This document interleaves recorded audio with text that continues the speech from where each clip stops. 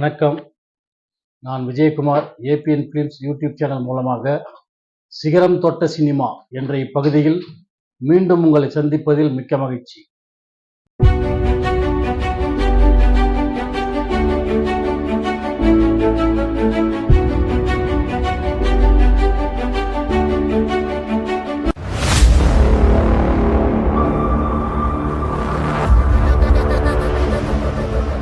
இன்றைய சிகரம் தொட்ட சினிமாவில் நம்ம பார்க்க போகின்ற திரைப்படம் என்னன்னு பார்த்தீங்கன்னாக்கா பக்த பிரகலாதா. இந்த பக்த பிரகலாதா அப்படிங்கிற இந்த திரைப்படம் மகாவிஷ்ணுவினுடைய 10 அவதாரங்களில் ஒன்றான நரசிம்ம அவதாரத்தை விளக்கும் திரைப்படமாக இது அமைந்தது. அதாவது புராண திரைப்படம். இந்த படத்தை ஏவிஎம் புரொடக்ஷன்ஸ் தயாரிச்சாங்க. CH நாராயணராவ் அவர்கள் இந்த படத்தை இயக்கினார்கள். இந்த படத்திற்கு இசை ராஜேஸ்வர ராவ். பாடல்கள் வாலி, கண்ணதாசன், ஆலங்குடி சோமு என்று பலர் எழுதியிருக்கிறார்கள். ஏன்னா இந்த படத்தில் நிறைய பாடல்கள் இருக்கும். பாடல்களின் எண்ணிக்கை அதிகமாக உள்ள தமிழ் திரைப்படங்களின் வரிசை இது முதலிடத்தில் இருக்கு. காரணம் இதுல குறைஞ்சபட்சம் ஒரு 20-22 பாட்டு அமைஞ்சிருக்கு. ஒரு புராண திரைப்படத்துல இத்தனை பாடல்களோடு ஒரு பிரம்மாண்டமான திரைப்படமாக வெளிவந்து வெற்றி பெறுகிறது என்றால் அது சாதாரணமான விஷயம் அல்ல. அப்படி ஒரு வெற்றி திரைப்படம் தான் இந்த பக்த பிரகலாதா. இதுல ரங்காராவ், அஞ்சலி தேவி மற்றும் ரோஜா அப்படின்னு சொல்லிட்டு ரோஜா ராமணின்னு ஒரு சின்ன பொண்ணு, இவங்கெல்லாம் நடிச்சிருப்பாங்க. பாலையா, கருணாநிதி போன்றவர்கள் நடித்திருப்பார்கள். தமிழ், தெலுங்கு என்ற 2 மொழிகளிலும் எடுக்கப்பட்ட திரைப்படம் இது.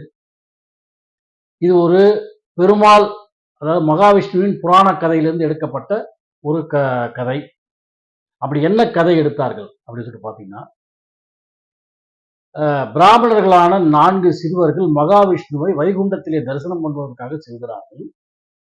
அங்கே ஜெயர், ஜெயவீரர் என்ற 2 பேர் இருக்கிறார்கள். அவங்க 2 பேர் என்ன பண்றாங்க, இவங்களை தரிசனம் பண்றதுக்கு தடுக்கிறதுனால இவங்களுக்கு கோபம் அந்த 4வரும் இந்த இருவருக்கும் சாபமிட்டு விடுகிறார்கள். நீங்கள் பூமியில சென்று மனிதர்களாக பிறக்க கடவுள் அப்படின்னு. ஐயோ, நாங்கள் மகாவிஷ்ணுவின் காவலர்களாக இருக்கிறோமே, நாங்கள் பூமிக்கு சென்று விட்டால் எங்களுடைய வாழ்க்கை என்ன ஆகுது என்று அவர்கள் வேதனைப்படும் போது மகாவிஷ்ணு தோன்றுகிறார். அவரிடம் இந்த விஷயத்தை சொல்கிறார்கள். அவர் 2 விதமான விஷயங்களை சொல்கிறார். ஒன்று, 3 பிறவிகள் எடுக்க வேண்டும். அந்த 3 பிறவிகளும் எனக்கு எதிராகவே நீங்க செயல்பட்டு என்னாலேயே மரணம் அடைந்து இங்கு வருவீர்கள். அப்படி இல்லை என்றால் என்னுடைய பக்தர்களாக நீங்கள் பூமியிலே இருந்து 9 அவதாரங்களை 9 பிறவிகளை எடுக்க வேண்டும். அதன் பிறகே நீங்கள் இங்கு வர முடியும் என்று சொல்ல, எங்களுக்கு அதிக பிறவிகள் தேவையில்லை, உங்களை எதிர்த்து உங்களாலேயே மரணம் அடையும் அந்த 3 பிறவிகளே போதும் என்று சொல்ல, அவர்கள் இருவரும் பூமியிலே முதல் பிறவியாக எடுக்கிறார்கள்.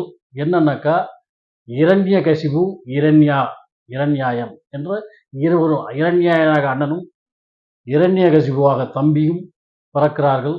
இவர்கள் இருவரும் வளரும் பொழுது அசுரர்களாக வளர்கிறார்கள். பெருமாளை எதிர்த்து மிகவும் போராடுகிறான் இரண்யன்.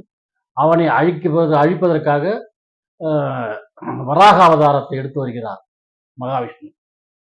அதாவது இந்த பன்னி அவதாரம் சொல்லுவாங்க இல்லையா, அதை எடுத்து அந்த இவனை இரண்யனை சாகடித்து விடுகிறார்.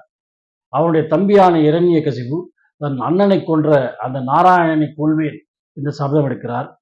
அவனை ஒரு இறைவனையே கொள்ள வேண்டும் என்றால் தான் ஒரு சிறந்த வீரனாக இருக்க வேண்டும், தனக்கு எந்த விதமான இடத்திலும் மரணம் ஏற்பட்டு விடக்கூடாது, அதற்காக நாம் இறைவனை பிரார்த்திக்க வேண்டும். பிரம்மனை நோக்கி தவம் இருந்து பிரம்மதேவன் கிட்ட அந்த வரத்தை கேட்கிறான்.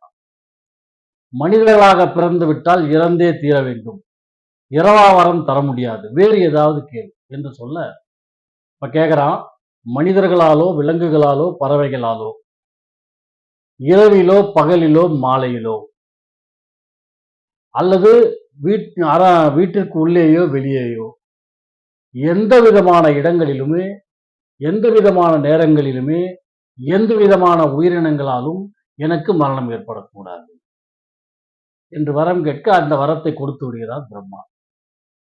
தனக்கு எந்த வகையிலும் மரணம் வராது என்ற தைரியத்திலே மகாவிஷ்ணு என்ற வைகுண்டத்தை தன்வசப்படுத்திக் கொண்டு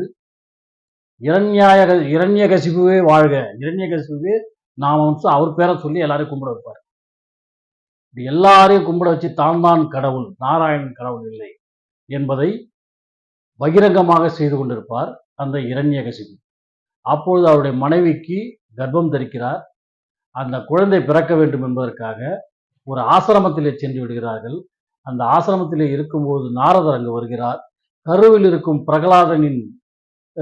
பிரகலாதனுக்கு ஓம் நமோ நாராயணாய என்ற மந்திரத்தை சொல்லி நாராயணனின் பெருமைகளை சொல்லுகிறார்.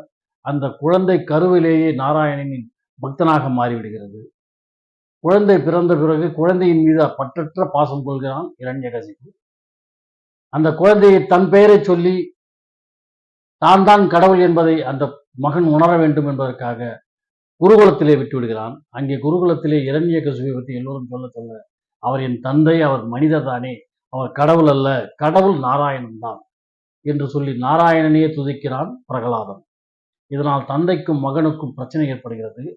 ஒரு வகையிலே கொடுமைப்படுத்தினால் அவன் தன்னை புகழ்வான் என்று நினைத்து அவனை தீயில போட சொல்றாரு, கடல்ல போட சொல்றாரு, மலை மேல இருந்து கீழே தள்ள சொல்றாரு.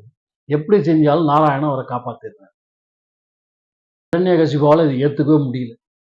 சரி, இதனுடைய மகனை கல்லை கட்டி கடல்ல போட்டுருந்தாரு. கடல்ல போட்டாங்க, செத்துட்டான்னு வந்து சொல்லிடுறாங்க.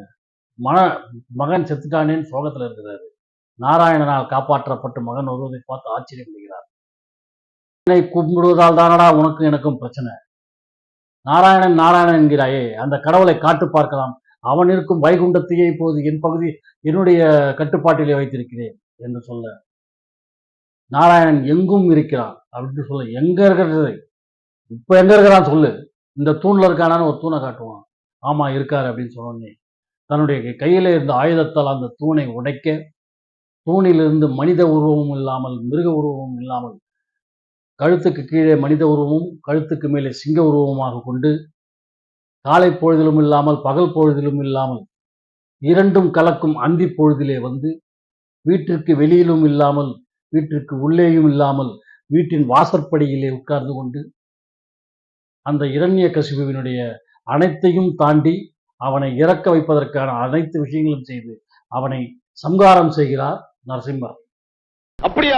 அதன் பிறகு பிரகலாதனை அந்த நாட்டிற்கு அரசனாக்கி அந்த நாட்டில் அனைத்து க்ஷேமங்களும் நடக்கும்படி செய்கிறார் நாராயணன்.